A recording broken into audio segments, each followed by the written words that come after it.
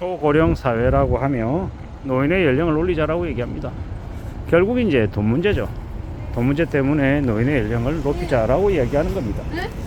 현재 65세로 되어 있는 노인의 기준을 70세, 75세 혹은 그 이상으로 높이자라는 이야기죠. 1960년대만 해도 사람들의 수명이 54.3세. 근데 2020년에 수명이요 84세로 이제 무려 30년 이상 늘었죠. 1960년대만 해도 환갑잔치가 자연스러웠습니다. 나이 50만 넘어도 이제 죽을 날이 곧 다가왔다라고 얘기하고, 환갑잔치를 하고 나면 어르신이라고 사람들이 많이 인정을 해줬습니다. 근데 요즘은요, 나이 60에 어디 가서 노인이라고 얘기하면 욕하죠. 아직 팔팔한데 웬 노인 타령이냐라고 이야기합니다. 그게 현실이더라는 겁니다. 앞으로 우리가 살아가는 시대, 우리가 이제 느끼는 것들이 어떻겠습니까? 예전하고 많이 다르더라는 겁니다. 앞으로 우리는 좀 잘 생각하며 지내야 합니다. 노인의 연령에 대해서 좀 이제 많은 각계각층의 공감대가 필요하다라고 저는 생각합니다. 무조건 노인 연령을 올려야 된다, 아니면 올리면 안 된다, 이런 얘기보다 왜 올리려고 하는지, 그에 대한 배경, 이유, 그리고 노인 연령을 올리지 않았을 때 우리 사회가 부담해야 될 각종 비용들, 그리고 또 노인 연령을 올린다 하더라도 소외되어 있는, 되게 경제적으로 어려움에 처해 있는 분들은 또 어떻게 할 건지에 대한 그런 대안들, 이제 숙제들, 이런 것들도 분명히 있더라는 겁니다. 마냥 천편일률적으로 노인 연령만 65세에서 70, 75세로 올리면 모든 문제가 다 해결되는 게 아니더라는 것들도 한 번쯤 생각해 볼 필요가 있는 것 같습니다. 그리고 이제 좀 극단적인 예시가 이 지하철 요금이죠. 만 65세로 되어 있는 지하철 요금을 무료로 되어 있는 걸 단계적으로 올려야 된다는 얘기가 되게 많습니다. 왜냐? 이 지하철 적자가 감당이 안 되거든요. 물론 지하철 적자가 전부 노인들 무임승차로만 이루어진 건 아니지만, 그래도 적지 않은 부분들을 차지하기 때문에 그에 대한 논의는 계속될 수밖에 없다라는 것, 그것도 이제 피할 수 없는 현실이죠. 앞으로 계속 살아가면서 앞으로 계속 따져봐야 될 것들이 적지 않은 것 같습니다. 어떻게 살아갈지, 어떻게 지내는 게 필요할지 좀 잘 고민해야 되는 거죠. 참으로 소홀하지 않은 것 같습니다. 만만하지 않은 것 같다라는 겁니다. 노인이다 라고 이렇게 지칭하면 왠지 우울해지고, 왠지 좀 자기가 태물이 된 것 같고, 더 이상 이제 역할을 못할 것 같은 그런 생각들도 막 듭니다. 근데 잘 따져볼 필요가 있습니다. 잘 생각해 볼 필요가 있겠다라는 겁니다. 무슨 얘기냐? 여전히 이제 65세인 60대도 좀 더 활발하게 노동할 수 있는 나이다라고 사람들이 많이 얘기하는데, 그건 이제 자발적인 이제 자유의지에 따라서 결정해야 되는 게 아닌가라는 겁니다. 사회가 의도적으로 그런 분위기를 만들어서 억지로 일을 시키는 건 그다지 바람직하지 않다라고 생각합니다. 저 같은 경우에는 제 개인적인 성향으로 봤을 때 저는 60대 중후반이 되어도 일하는 걸 좋아하는 스타일입니다. 좋아하더라는 겁니다. 근데 그건 저의 성향인 거지 다른 사람들에게 강요하거나 요구해야 될 부분은 아니라고 봅니다. 무슨 일을 하든 어떻게 살아가든 착실하게 사는 게 제일 좋고, 자신의 역할을 좀 제대로 하며 지내는 게 나을 것 같습니다.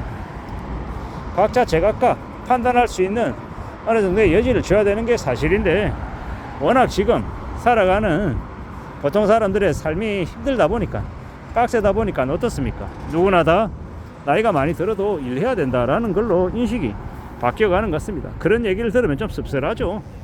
이게 뭔가 싶기도 하고, 또 여전히 우리가 일해야 되는, 일을 강요받는 사람들인가 라는 생각이 들기도 하고, 또 다른 한편으로 또 젊은데 과거와 같은 60대가 아닌데 일을 하는 것도 괜찮다, 일을 해야 된다 라고 생각하는 사람들도 많은 것 같습니다. 그리고 제가 생각해 보건데, 제가 예측하기로는 지금의 50대나 60대는 원하든 원하지 않든 일을 오랫동안 하며 살 수밖에 없을 것 같습니다. 그리고 그 일을 할 수밖에 없다라는 건 결국에 한국의 노동력 부족이 이제 만연해지기 때문에 외국인을 수입해서 외국 노동자로 계속 채워나간다, 이것 또한 바람직하지 않다고 생각합니다. 결국에는 일 더 하고 싶어하는 노인들을 좀 잘 활용해서 이제 부족한 노동력을 메우는 쪽으로 흘러가지 않을까라고 추정하는 겁니다. 앞으로 우리가 살아가는 시대, 우리가 경험하는 현실들 여러 가지들 잘 좀 헤아릴 필요가 있겠죠. 잘 궁리해야 되겠죠. 뭐가 되었건 간에 좀 공감할 수 있고 납득할 수 있고 이해가 되는 부분으로 흘러가야 된다라고 생각합니다. 지금의 시대에 너무 많은 이 부담, 너무 많은 어려움들이 여기저기 도사리고 있는 것 같습니다. 씁쓸하죠.